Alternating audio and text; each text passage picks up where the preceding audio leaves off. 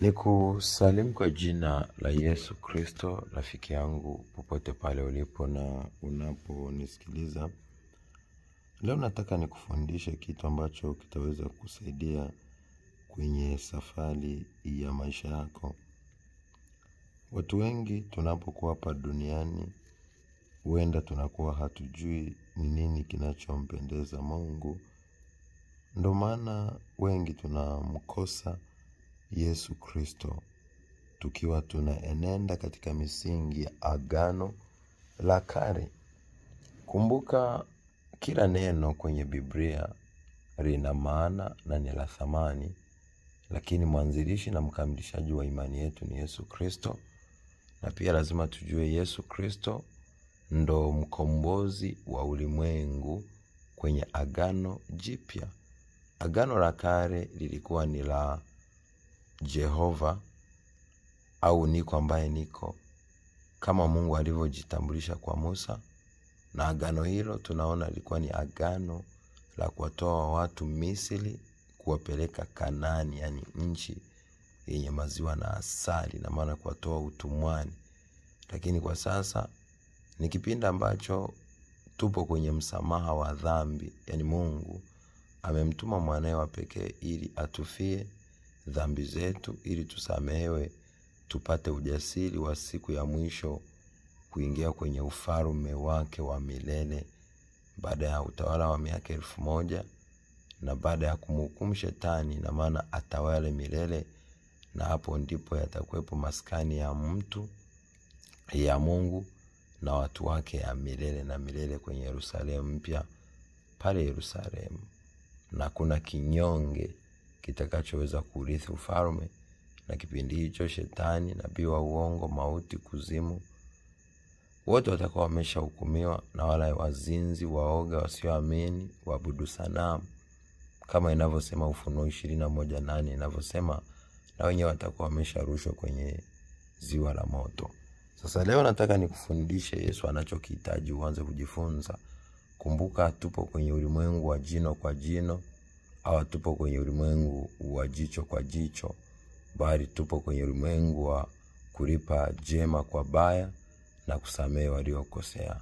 Hatupo kwenye ulimwengu wa wapende marafiki zako na wachukie maadui zako, bali tupo kwenye upendo wa waombee maadui zako na kuwabariki wanaowaudhi. Kusoma kile kitabu cha Mathayo sura ya 5 mstari wa 44 mpaka 45. Andiko anasema, wapendeni adui zenu, waombeeni wanaowaudhi, hapo ndipo mtakapokuwa wakamilifu na wana wa Mungu aliye juu, maana yeye huwanyeshea mvua wenye haki na wasio haki, huwapa chakula wenye haki na wasio haki. Lakini pia ukisoma kile kitabu cha Luka sura ile ya 6 mstari kuanzia 27 mpaka 28, maandiko yanasema, lakini nawaambia ninyi mnaosikia, wapendeni adui zenu, watendeni mema wale ambao wanaochukia ninyi, wabarikieni wale ambao wanawalaani ninyi, na ombeeni wale ambao wanaonea ninyi. Lakini pia ukisoma mstari wa 35 anakuambia, basi nawaambia, wapendeni adui zenu, watendeni mema, kopesheni, msitumai malipo, thawabu yenu itakuwa ni kubwa, maana yeye Mungu anawatendea mema wasiomshukuru na waovu. Na basi iweni na huruma kama baba yenu alivyo na huruma.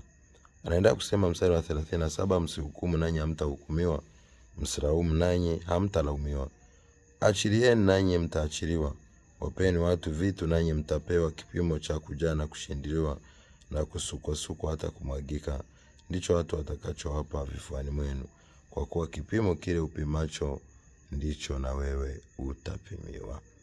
Mwisho kabisa anakuambia usiangalie kibanzi kwenye jicho la mwenzako, huku kwako kuna boriti.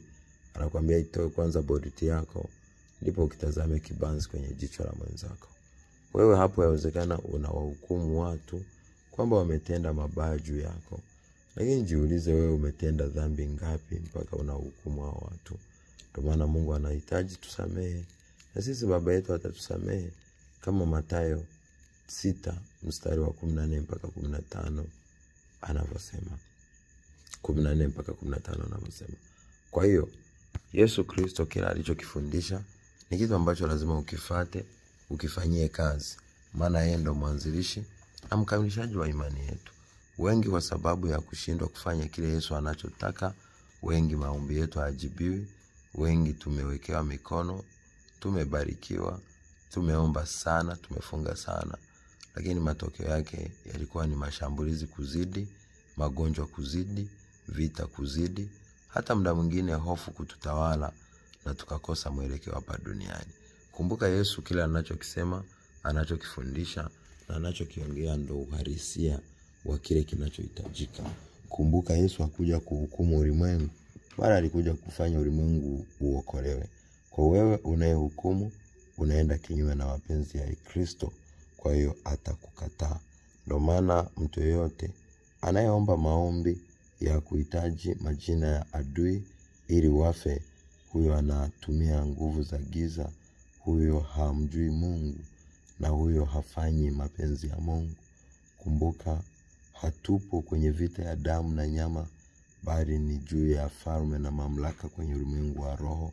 Kusoma kitabu cha Waefeso 6 ule mstari wa 10 mpaka 18 na kile kitabu cha Wakorintho wa pili sura ile ya 10 mstari wa 3 mpaka wa 6.